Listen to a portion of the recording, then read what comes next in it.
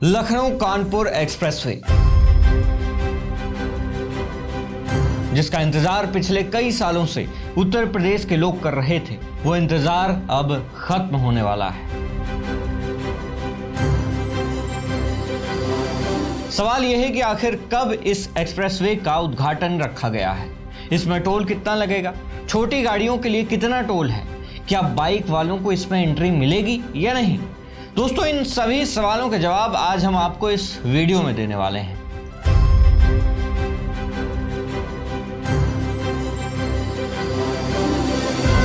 नमस्कार, मैं हूं उमेश द्विवेदी और आप देख रहे हैं सरकारी मंथन।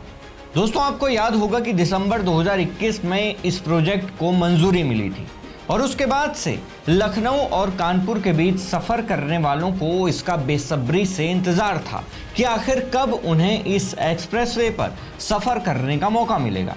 लेकिन मैं आपको बता दूं कि अब आपका ये इंतजार जल्दी ही खत्म होने वाला है, क्योंकि बताया जा रहा है कि आने वाले 28 अप्रैल को पीएम मोदी इसका उद्घाटन कर सकते हैं।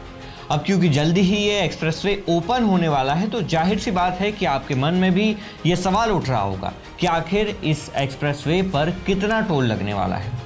तो दोस्तों, अभी की ताज़ा अपडेट के अनुसार अगर आप अपनी प्राइवेट कार से सफ़र करते हैं तो एक तरफ का आपको 275 रुपये देने पड़ेंगे। वहीं दोनों तरफ आने जाने के लिए 415 रुपये निर्धारित किए गए हैं।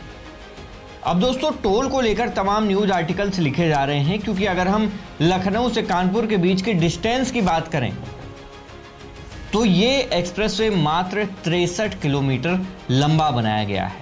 ऐसे में इतनी कम दूरी के लिए 275 रुपये देना एक महंगा टोल माना जा रहा है, क्योंकि अगर हम उत्तर प्रदेश के बाकी एक्सप्रेसवे के साथ इसकी तुलना करें तो आगरा लखनऊ एक्सप्रेसवे पर लगभग 2 रुपये 24 पैसे प्रति किलोमीटर टोल लगता है। वहीं अगर पूर्वांचल एक्सप्रेसवे की बात करें तो इसमें भी 2 रुपये 5 पैसे प्रति किलोमीटर टोल लगता है।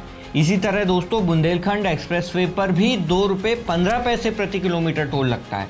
लेकिन जिस तरीके से लखनऊ कानपुर एक्सप्रेसवे का सिर्फ 63 किलोमीटर के लिए 275 रुपये टोल रखा गया है, तो ये उत्तर प्रदेश के लगभग सभी एक्सप्रेसवे की तुलना में सबसे महंगा टोल माना जा रहा है।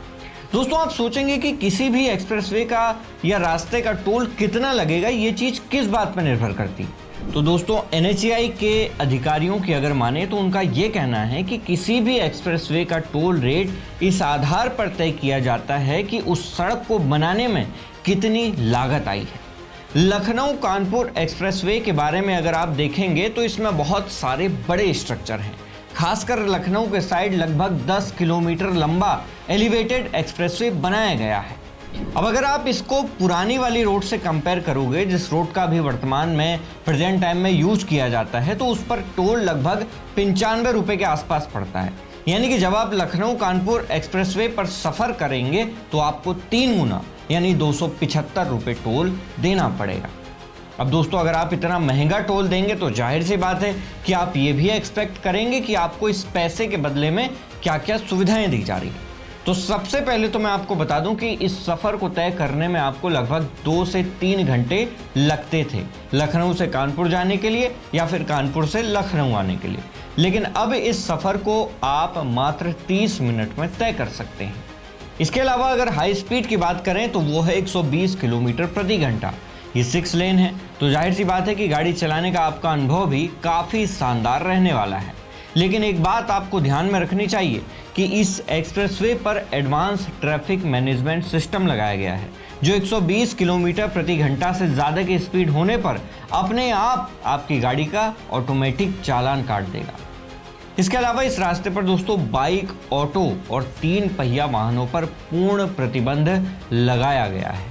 इसके अलावा इस पूरे 63 किलोमीटर के रास्ते पर 2 कंट्रोल रूम बनाए गए हैं, एक 27 किलोमीटर पर और दूसरा 35 किलोमीटर पर, जिसकी वजह से अगर कहीं पर भी कोई भी दुर्घटना होती है तो महज 10 से 15 मिनट पर रिस्पांस टीम आप तक पहुंच जाएगी।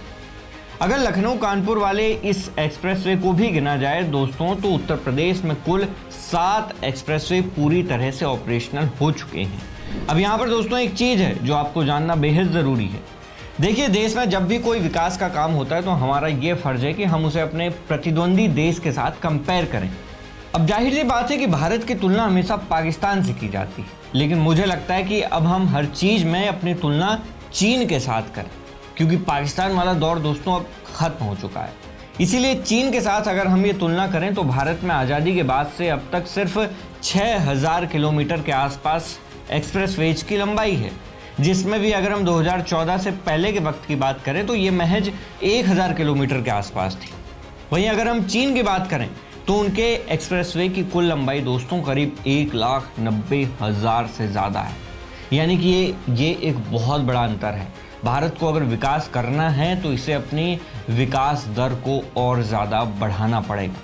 अब ऐसे में सवाल आपसे है कि भारत में विकास की दर इतनी धीमी होने के पीछे की वजह आखिर क्या है? आपकी जो भी राय हो हमें कमेंट बॉक्स में ज़रूर बताएं। मैं हूं उमेश द्विवेदी और आप देख रहे थे सरकारी मंथन। नमस्कार।